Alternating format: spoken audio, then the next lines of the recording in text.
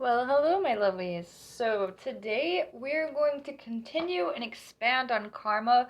I'm probably just going to make a whole playlist about all of the karma that we can encounter and the dangers of karma and how to play along with it because it's not always dangerous, even if it is. But that's a whole different story. But yeah, so if you're new to this channel, I do 3 card pull readings just to kind of get a confirmation of the energy. They usually, if you watch the rest of my videos, like they usually go pretty hand in hand with the reading. I don't handpick these cards. It's just intuitive, and let's get to it. And yeah, if you want to skip the reading, you can just like jump like a few minutes ahead.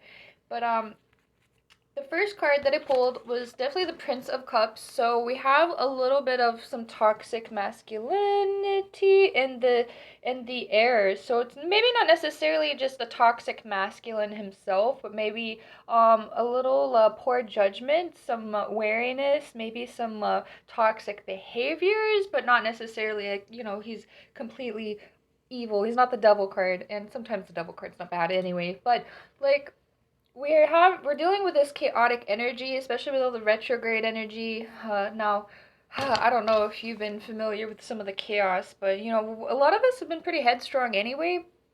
Just putting that out there, so it's not that big of a deal. But it seems like there is some peace restored, some harmonious change coming through with this energy. So whatever, if it was like a business partnership or karmic partner, usually it deals more so with like karmic partners, karmic people, situations, things that you're supposed to learn from. Teaches you a little bit more about priority and prioritizing yourself above others.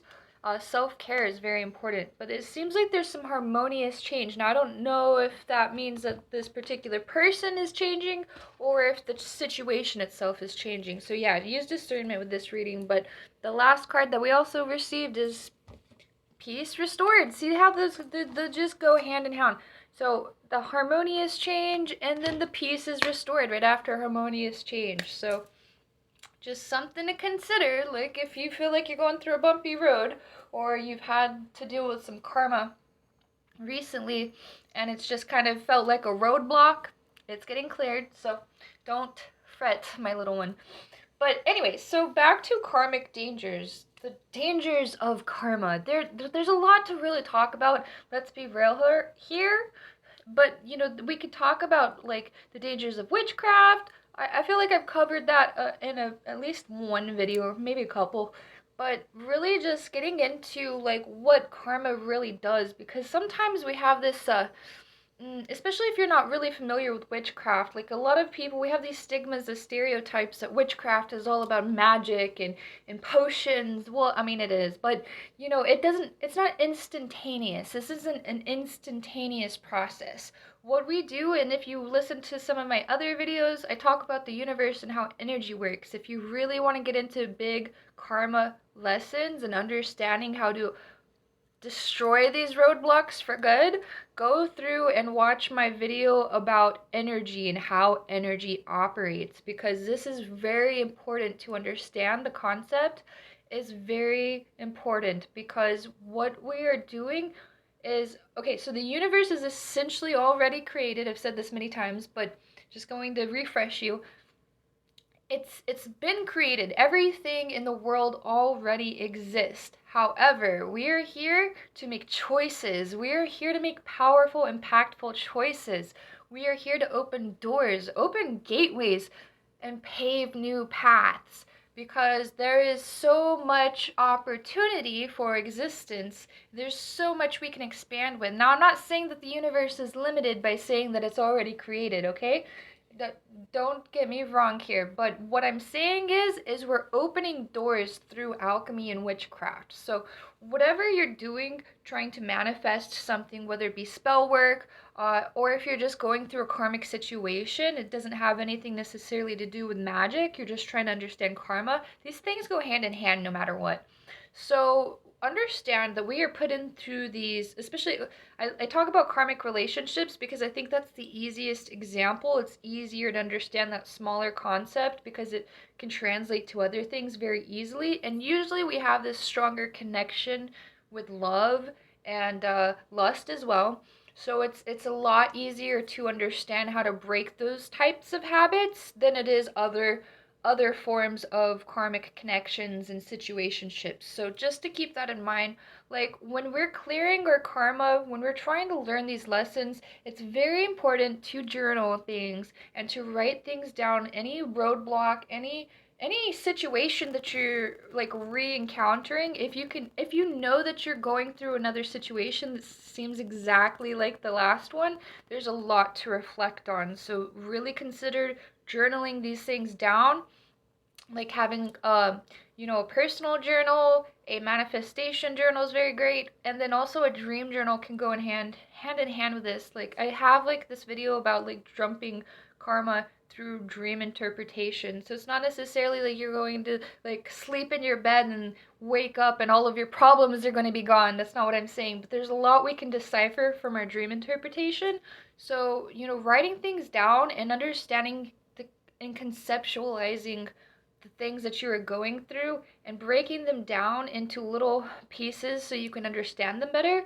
Like, okay, so going back to relationships, so if we're in a karmic partnership with somebody else and there's a lot of conflict, a lot of heat, miscommunication, mixed energy, or maybe you even just feel overwhelmed with energy by this person. You may believe that they're your twin flame, but the situation is difficult. You got to run her and you got to chase her, and it's just like impossible to break that loop.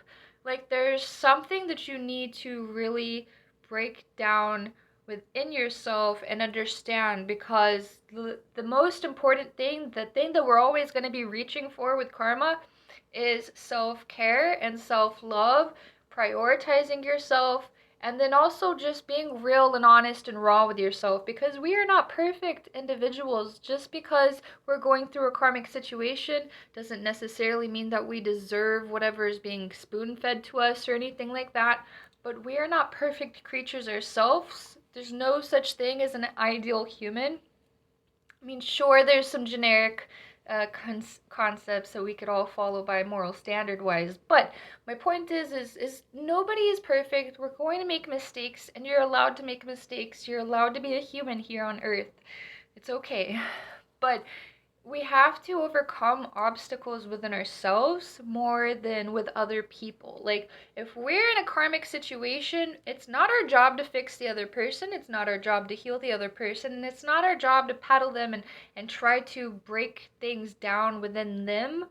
It's going to be mirrored back to us through karma. So the more you try to, work on somebody else, the more problems you're going to encounter. So like, we're not here to fix other people, we're here to heal ourselves. That's like the most important thing to understand. I said that probably a few times already, sorry.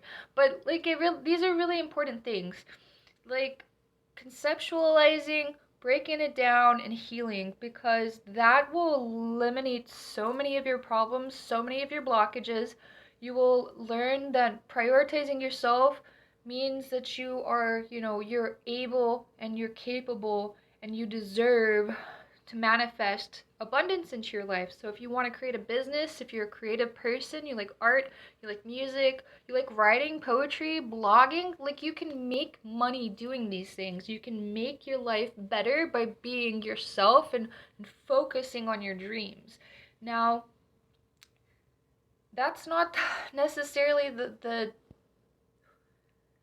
what we're aiming here for, but I really want to, explain that part to you so you can understand why karma exists in the first place, because you're not a victim, you're not going through any of these things because the world is out to get you. Now, with that being said, clearing karma and having, you know what, let's dive into magic first, because we have this thing, and I know this because I do get this a lot with my clients, and I'm not bashing anybody, but love spells are very, very prominent in the spiritual world. Like, I get asked for love spells pretty frequently, not like, impetuously. Oh my god, I don't even know why I tried to say that word. Let's just skip that part.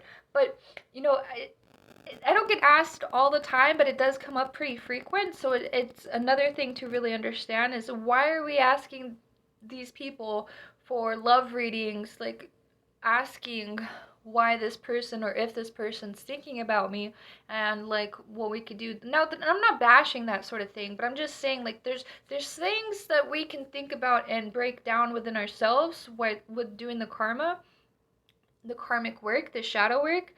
But as well, there is some karma involved. Like, if this is a situationship, if it's a karmic connection, no matter what spells you do, there is going to be these walls, these barriers in the spiritual realm that's not going to allow you to access this person.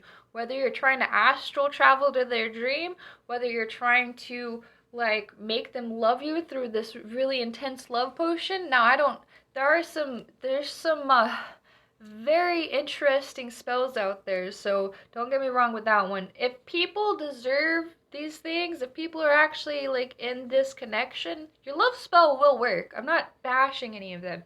I really am not, because I do love magic myself.